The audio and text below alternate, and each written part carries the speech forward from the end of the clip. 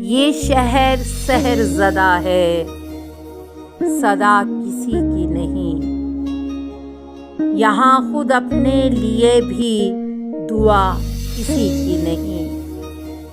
خزاں میں چاک گریباں تھا میں، بہار میں تو، مگر یہ فصل ستم آشنا کسی کی نہیں۔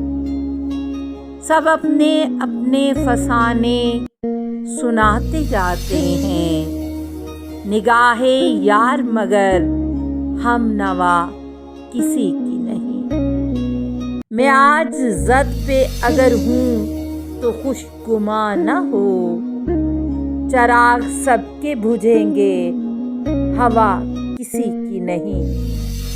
فراز اپنی جگر کاویوں پہ ناز نہ کر، کہ یہ متاع ہنر بھی صدا کسی کی نہیں۔